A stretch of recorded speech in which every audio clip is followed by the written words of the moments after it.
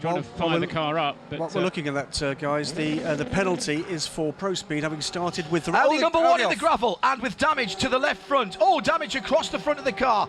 This is Lucas Di Grassi from second place, has lost the front end of the Audi. Tom Christensen looks on in mild disbelief. that too is at Woodcote. And there's been a problem with the Porsche, because there's a Porsche in the pit lane now, sparking from the left-hand front and going down towards Bruce Jones. Yeah, it's gone past me, look very pretty indeed, but not what they want. So in the space of 30 seconds, we've got the number one Audi going off. They'd been watching the Toyota pit stops with great interest. The only tyres in the garage are slicks. They haven't brought through rain tyres. Let's have a look. And of course, the problem for one. Let's have a look at what happened. Big slide from the Audi, still on slicks. He goes into the barrier, I think on his own. Yes, nobody around him. And that was coming out of Woodcote on the old start-finish line across the gravel, and a problem for the left front on the number 14 car of Neil Yarney, and it's back in the box. Nick Damon is hustling down there. Porsche have blinked off goes Conway. He's going to do very well to get that back. He's completely locked it up, came off everything and got the front end back around. Now, how much of that was how much was good judgment, we will never know. But Mike Conway at the moment is trying to get his heart rate down from about 1 million. It's just one big puddle through 7, 8 and 9. He's completely off the circuit there, and those are slick tyres. It is like being on ice at that point. He did exactly the right thing and just took his foot off everything. That's the 51. That's the...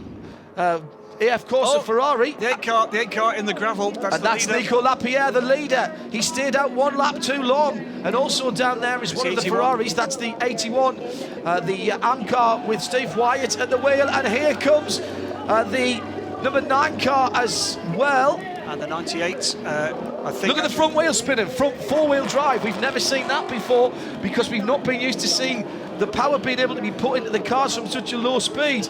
This is carnage out there. And throttles. Oh, front! There's one of them. That's a rebellion at the wall. That's the number 3 car. Thomas Laurent. Thomas Laurent hit it. It was Gustavo Menezes had a similar accident in Fuji, but that's a broken suspension there on that car. You can see it crabbing.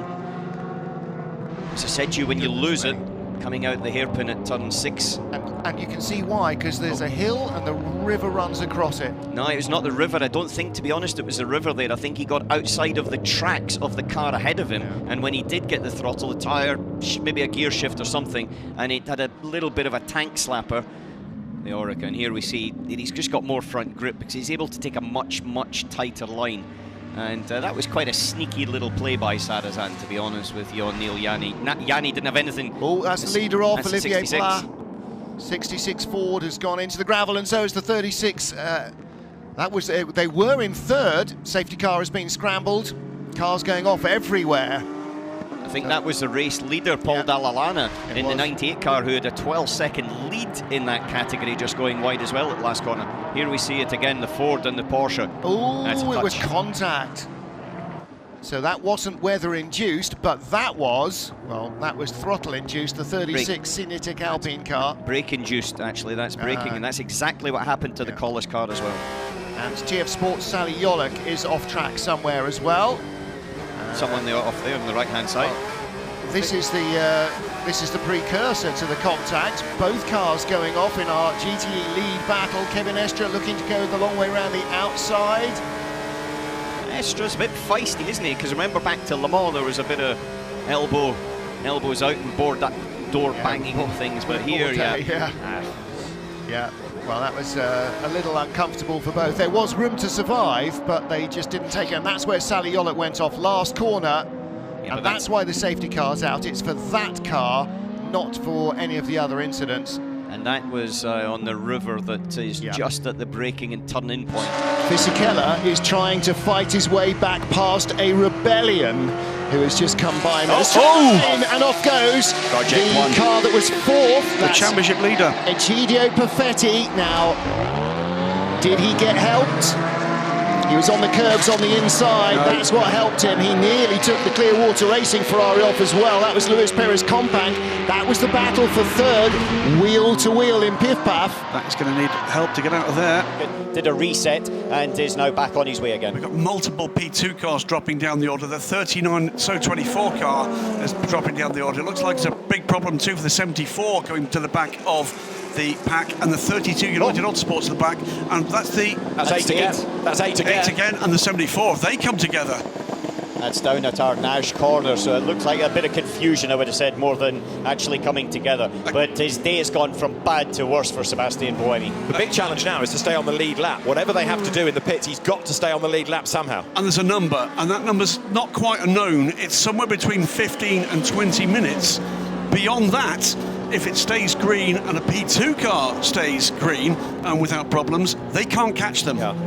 Well, that's 7:09 that's off the road, so that's Richard Westbrook. The one that did the hitting was Olivier Pla, wasn't it, on the first lap to pick up the damage? But he's gone through. He's not pitted. Yeah. He's not pitted that car. You're right. Now, Alan, talk us through this. Yeah, here we have the two Glickenhauses.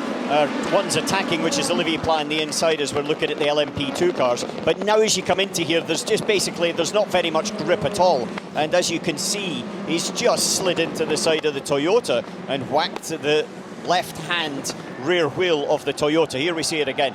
And just the closing speed, the fronts are locked up, he's got no chance. Well, neither have got any chance once he had hit the brakes. It'll be interesting to stay with this and see what happened behind with Martin and with Pilet, because that's the first incident. You see the debris that's on the road, but then of course there was the secondary drama behind and then more around the lap. So number 8 Toyota we're anticipating to come in.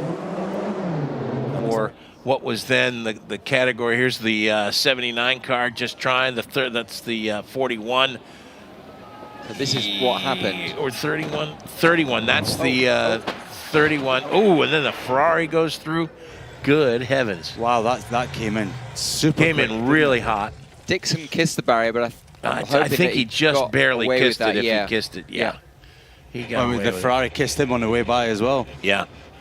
There you go. And the caddy, again, just a small touch. Just missed it. And got lucky that he didn't get collected by the Porsche, who then hits the barrier. Wow. Yeah, but down the pit road it comes.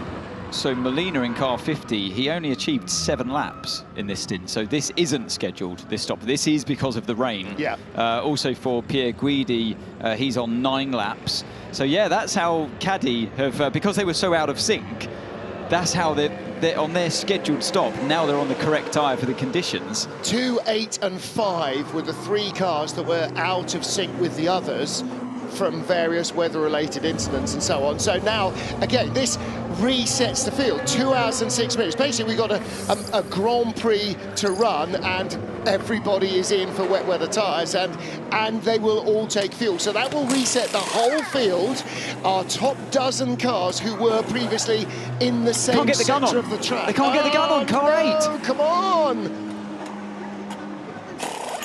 Oh, finally they're there, but big time lost. So having looked so strong this morning, number 8 Toyota losing valuable time, and you can't afford to do that. Just as we were saying, at this point it's all about not making errors, having reliability, and out of nowhere Toyota in trouble. Oh no, there's an unsafe release, surely. It is a penalty. Well, he's let him go, he's let the LMP2 car go, but it might be too late because it had been released. It was unsafe. But the P2 car had to jam the brakes on as well. Right, so 50 gets a question mark. They had, well, it's not a question mark, that's a definite. It was absolutely, even the mechanic even had, the lollipop guy had the board in front of the car. Off wide, number 15. Alpine into the wall, and that's 007 as well. Tom Gamble just tags the wall. It's 36 that's gone off hard, and that's Fred Makovici. He's lost the rear end. Just aquaplaned. Yeah, just swapped ends on him. So that's exactly what happened to the Alpine as well. Just that extra bit of rainfall that we had, and there's not much. This is what it looked like on board the Alpine. Just and the Aston's going off just in front of him. So, crikey. Yeah, it's exactly. That's the reason why it looked like he was going slowly. Hirokawa spinning in exactly the same part of the circuit, gets going again. I think he was. I was just about to say. I think that was contact with the GT3 car. And that's the problem if you find yourself in amongst them. Sorry, don't know what happened. GT hit from behind. Looks pretty busy, Anthony, on board. Yeah, it really, I mean, that's the part of the track where we saw the 99 Porsche spin around before, and Now it's not so much heat in the tyres at turn 1, but it's going to be heat in the brakes, and a lunge from Estre on the inside, really trying to get a run on Alessandro Pierguidi in the lead Ferrari, with Miguel Molina in third, and he's defending against Michael Christensen. Yeah, look at Kevin Estre, keep an eye on him into turn 1, he's going for it, isn't he? He's sending it down the inside, Pierguidi's not going to give up though, round the outside he goes, there's contact between the two of them, and Estre gets through. Amazing stuff. Was that, did Molina just get by? Yes, he does now, because off has gone Alessandro Pierguidi. Does he have a puncture? Come back on, left front puncture, or is it a loose wheel? It looks like a puncture because there was contact, wasn't there, between the two cars. He is sitting down on that left front. It won't make sense. Championship leader. Yeah, he can't make it through the right-hand corners, can he? It's because of that contact on the exit. Oh, and he's contacted the 83. Yep, and through comes the Toyota. Now that's not for position. The Toyota is a long way back, a lap behind. And then, I mean, that was a bit of contact there as well. Surely, let's see it from the other view. Yeah. And there is a little nudge on 51 and 83. Look at the guys immediately scrambling, ready for action.